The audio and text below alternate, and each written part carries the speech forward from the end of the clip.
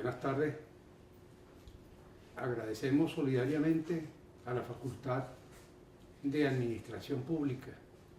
de la Universidad de Panamá, a ese grupo de profesores y a la comunidad universitaria que fraternalmente han venido apoyando el proceso político de la República Bolivariana de Venezuela,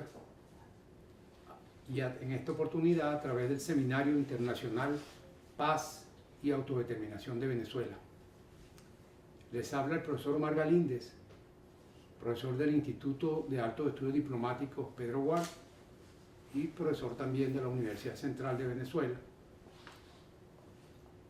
El tema es la crisis de la hegemonía estadounidense. Realmente, los dilemas que se presentan hoy en relación a lo que aparenta ser una muy fuerte e inexpugnable potencia como es los Estados Unidos,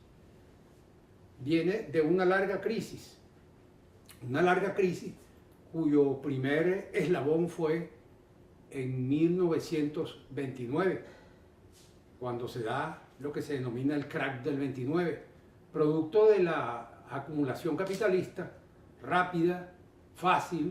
que permitió después de la Primera Guerra Mundial que ese país lograra incrementar sus capitales inmensamente. Claro, en aquel momento el péndulo de la historia se marcó porque giró de lo que eran los capitales acumulados en la City a los capitales de Wall Street. Y es importante señalar que ese hecho histórico marca la declinación del capitalismo, digamos, en uno de sus núcleos fundamentales, que es en todo lo que se denomina la Bolsa de Valores de los Estados Unidos. De manera que ese es un primer hilo importante que vamos a discurrir para ver de qué manera hoy la enfermedad y la crisis de los Estados Unidos tiende a agravarse cada vez más. Se trata que los intereses del bloque de poder económico dominante de los Estados Unidos, expresado en las grandes transnacionales que dominan y controlan lo que se llama el corporate state de los Estados Unidos, el Estado corporativo, progresivamente ha venido cometiendo excesos en materia de todo lo que se montó después de la Segunda Guerra Mundial. Recuérdese que después de la Segunda Guerra Mundial se monta lo que se llama el welfare state, el estado de bienestar, por Franklin Delano Roosevelt, que va a permitir un progreso importante en competencia precisamente con el modelo soviético, que era un modelo socialista, y ahora se trataba del dirigismo económico, donde el Estado asumía las riendas de la economía. Ese modelo, que surgió en aquel momento, comienza, digamos, también a tener un quiebre a partir de lo que le monta el propio Roosevelt con la finalidad de participar en la Segunda Guerra Mundial, lo que los economistas llaman el keynesianismo militar. O sea, que el Estado es quien sufraga, es quien financia la producción de armamento. Eso hizo que todas las empresas norteamericanas, la Ford Motor, la General Motors, ¿verdad?, y todas las otras industrias manufactureras se alinearon en la producción de material bélico. Ahí está el primer elemento que después va a generar la ligazón de la estructura económica norteamericana con la industria militar, y que hoy, por supuesto, tiene un punto de quiebre sumamente importante y que denota gravemente la crisis de esa hegemonía. De manera que el debilitamiento del poderío económico de Estados Unidos, la creciente concentración de capital y la centralización del capital como producto de las grandes transnacionales que acumularon en el periodo de 1950 hasta la década de los 70, digamos, fue el momento estelar del capitalismo norteamericano. Digamos, allí se construyó esa gran hegemonía que en el marco de lo que se llamaba el mundo bipolar, enfrentando a la Unión Soviética, logró construir ese gran complejo industrial militar que por supuesto permitió que todas las crisis que económicas que se producían en los Estados Unidos pudieran enjugarse a través de la producción increciendo cada vez más de lo que se denomina nuevos productos militares, el armamento misilístico, los aviones de propulsión, barcos de grandes dimensiones. Bueno, eso se construyó a través de empresas que progresivamente fueron independizándose y se convirtieron hoy en grandes industrias militares norteamericanas que tienen sus vínculos con el Pentágono de los Estados Unidos. Pero eso llegó, digamos, hasta después, hasta finalizada la Segunda Guerra Mundial. Observamos cómo ya surge, a partir de la década de los 60, surgen nuevos aliados de los Estados Unidos, pero con la finalidad de convertirse en capitalismos crecientes que rivalizaban y genera eso que se denomina la competencia intercapitalista, en la cual aparece Asia, ya en la década de los 70 y 80, ya la despunta Japón, despunta China, aparecen los llamados países como Taiwán, ¿verdad? Los tigres asiáticos, que de alguna manera en su relación externa con los Estados Unidos percibieron toda la carga económica, ¿verdad? E industrial y comenzaron a competir con su producción con Estados Unidos. Eso generó, por supuesto, un quiebre importante en todo lo que es la concentración de capital en los Estados Unidos. Y por supuesto, ya para 1970, eso se expresa claramente en ese largo proceso conflictivo que tuvo Estados Unidos entre 1965 hasta terminada la década de los 70 con Vietnam. La guerra de Vietnam dejó frustrado a los Estados Unidos porque perdió la guerra y no tuvo la capacidad de poder desarrollar un modelo, ¿verdad? En todo lo que es Vietnam para de alguna manera abatir un proyecto que surgía con características propias. Sin embargo, las ingentes cantidades de dólares que invirtió en esa guerra produjo, por supuesto, un quiebre que va a arrastrarse a lo largo de toda la segunda mitad del siglo XX. Esa creciente conflictividad hace que Estados Unidos, digamos, transfiera buena parte de las ganancias comerciales de las empresas, la transfiera al bloque militar y se crea allí toda una conjunción, digamos, como dicen los economistas, se comienza a enjugar en su propio seno lo que es un proceso que a partir de 1970 se llama la neoliberalización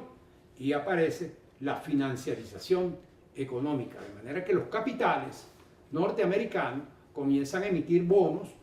de la deuda pública y bonos también de los gastos militares que se reconvierten progresivamente en bonos privados que de alguna manera sostienen la estabilidad del dólar. Un dólar, digamos, golpeado severamente, que recuérdese que en 1971, 9 de agosto, se desprende Richard Nixon de la paridad oro-dólar. El dólar queda libre sin depender de su consistencia, ¿verdad? De su sostén en oro, y eso precisamente gracias a que aparecen ya con buena potencialidad en el mercado mundial los aliados de los Estados Unidos, digamos los petrogobiernos árabes que, como Arabia Saudí, Qatar, etcétera, que son aliados de los Estados Unidos, y esas transacciones de petróleo en oro, en aquel momento permitió que se desprendiera el dólar del oro y quedó, digamos, dependiendo exclusivamente de toda la maquinaria militar. De manera que hoy por hoy podemos afirmar, y la gran mayoría de los autores, desde Samuelson hasta Bannon, Kolko, dicen con toda claridad que Estados Unidos mantiene el poder del dólar precisamente a través de los gastos militares. De manera que cada vez que se produce un proceso de guerra en cualquier parte del mundo, Estados Unidos participa. Eso es lo que llaman ellos la excepcionalidad norteamericana. Diría la señora Madeleine Albright, secretaria de Estado del presidente Bill Clinton, diría que la excepcionalidad se expresa porque en cualquier escenario que se produzca en el mundo, allí estará Estados Unidos velando por el sostenimiento de la democracia y los derechos humanos. Bueno, esa es la forma de intromisión de Estados Unidos para garantizar el gasto militar y para garantizar precisamente la estabilidad del dólar. Pero ese proceso, a partir de la década de los 70, llegó, digamos, a un tope. El gasto militar norteamericano ya no podía contenerse, el déficit fiscal y el déficit de la balanza de pago eran insostenibles dentro del modelo del dirigismo económico, el llamado welfare state. Por eso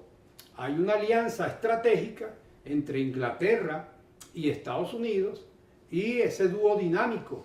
de el señor presidente Richard Nixon y la señora Margaret Thatcher en la década de los 70 del siglo pasado montan eso que se llama el neoliberalismo, que hoy precisamente está haciendo aguas y que hace que el Brexit de Inglaterra esté en esa pujanza permanente por intentar buscar mecanismos de estabilización, pero que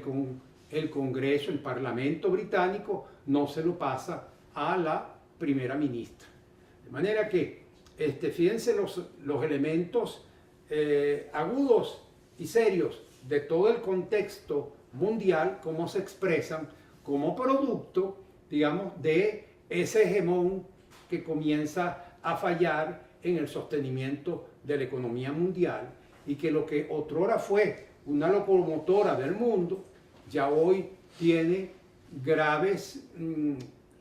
crisis sucesivas que se producen permanentemente como parte del desequilibrio comercial y de los gastos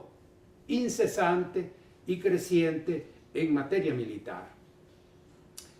La otra expresión que podemos apreciar en esa desaceleración de la economía norteamericana a partir de 1970 es la erosión que sufre el dólar desde aquel momento. Los ahorros en moneda entre 1981 y 1995 se transfieren del euro, pasó el euro en ahorros del 13% al 37%, mientras que el dólar, que disminuyó abrumadoramente de un 67% a un 47%. Pero ya para el nuevo milenio, 2000 en adelante, los bonos en euros se colocan en un 44%, acercándose al 48% emitidos en dólares. De manera que ya están compitiendo, ¿verdad?, en esa bipolaridad desde el punto de vista de dos monedas que en las transacciones financieras mundiales tienen mucho peso. Pero ya hoy, en todo lo que va del 2005 en adelante, encontramos que hay otros factores y agentes participantes en ello, sobre todo con China o con el yen, de Japón, y también la participación importante que va a tener China, ¿verdad?, en todo el comercio mundial, que en el momento en el cual se genera crisis como la del 2007, que vamos a pasar a explicar, la de los bonos subprime, ¿verdad?, que eran bonos basura, ¿verdad?, que el Tesoro de los Estados Unidos emitió en un momento de emergencia para poder captar dólares y que esos dólares pudieran financiar el déficit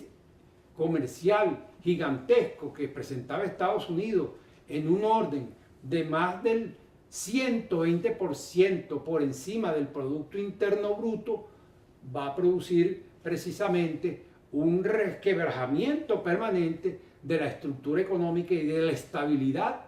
de la propia economía de los Estados Unidos. Cosa que trató de acoplar Alan Greenspan. Alan Greenspan, el secretario del Tesoro de los Estados Unidos en aquel momento, emitió los bonos del 2005, que eran bonos de ofertas hipotecarias para aproximadamente entre 3 millones a 4 millones de familias norteamericanas que participaran abiertamente en la compra de apartamentos, es decir, bienes hipotecarios, cosa que con facilidades de pago, con bonos de la deuda pública que trataban ellos de fortalecer para de alguna manera amortiguar ese déficit. Eso sin embargo, se trataba de una venta engañosa que en cosa de 2 años, para el 2007, ya esos 3 millones de hogares quedaron, digamos, en la insolvencia al no poder cancelar los préstamos, debido a que la crisis era tal que el propio Greenspan elevó los intereses y produce un estallido en aquella burbuja financiera hipotecaria de los subprime, ¿verdad?, que va a resquebrajar la bolsa. Y por supuesto, eso trae todo un corrimiento en la economía de los países europeos y también en los países asiáticos, porque los tigres asiáticos que tuvieron una grave crisis en 1980, la década de los 80, la década de los 90, pasaron, digamos, a comprar bonos baratos en momentos críticos que le sirvió a Estados Unidos para amortiguar por apenas 2 o 3 años la situación del déficit, pero que inmediatamente colapsó la bolsa y por supuesto generó toda esa crisis continental que abarcó también Asia y abarcó Europa. Ese fue, digamos, el último déficit fiscal que hasta hoy, 2019, está afectando la crisis y la hegemonía económica de los Estados Unidos. De manera que, para concluir, pudiéramos decir que esas expresiones del grave déficit fiscal de los Estados Unidos, del déficit en la balanza de pago, de la grave crisis y transferencia de los capitales ya devastados y la financiación del gran complejo industrial militar, permite definir claramente cómo el keynesianismo militar ata la política y la geopolítica en los Estados Unidos para apreciar cómo hoy Estados Unidos ha bajado y ha descendido significativamente en su capacidad de competitividad económica con China, con Rusia, con Japón, con Alemania. Hoy se ve cómo los autos de Europa son fundamentalmente autos construidos en la propia Europa, en los propios Estados Unidos. No es el tiempo de la General Motors, de la Ford Motors, sino que hoy se ven carros europeos, ¿verdad? Paseando por las calles norteamericanas.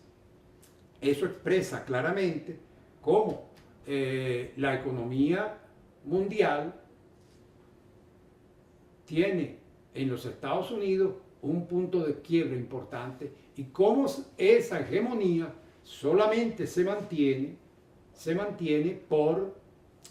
los altos gastos e inversiones en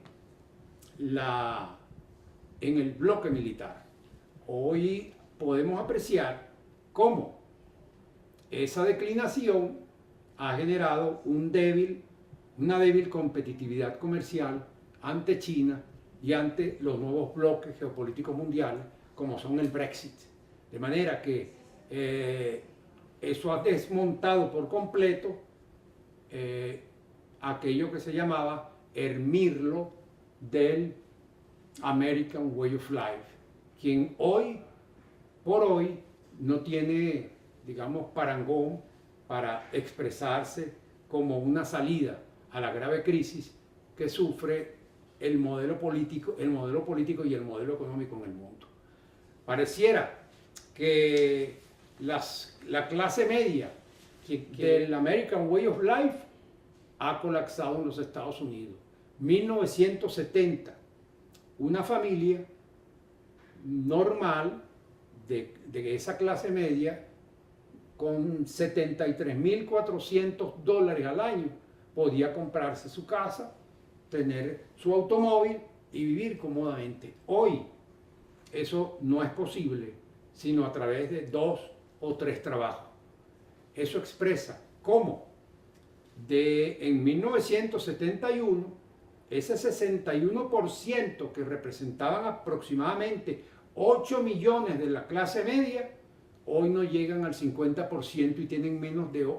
representan 48.8% de la población. Esa clase media está precisamente por la crisis de la burbuja inmobiliaria, por el crash bursátil, está más debilitada que nunca y no tiene perspectiva dentro del modelo político norteamericano. De alguna manera, las expectativas creadas por Donald Trump permitió que ganara las elecciones y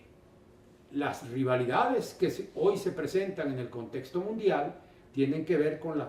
la política proteccionista que busca Donald Trump para intentar contener, ¿verdad?, el avasallamiento comercial de China, de Alemania y de otros países europeos cuyos productos son más baratos en los Estados Unidos que los propios productos norteamericanos. De manera que el modelo neoliberal significa el quiebre del modelo impuesto en la época reaganiana y que hoy se ha quedado la economía norteamericana y la economía liberal burguesa sin modelo y sin paradigma económico. Un país como los Estados Unidos tampoco brinda al mundo lo que llamaríamos el modelo de una democracia plena, toda vez que un país que pretende vender el mercado y la libertad democrática como modelo no puede pretender imponer eso a través de la política diplomática de las cañoneras, lo que se llamaba en un momento el gunboat, es decir, la diplomacia de las cañoneras. Hoy por hoy vemos cómo Estados Unidos está en una profunda crisis y el guerrerismo que expresa es precisamente la búsqueda de obtener recursos baratos que le permita sostener una economía que ya no parece tan potente, sino solamente con el armamentismo que sirve para ofender y amenazar al mundo. Muchas gracias.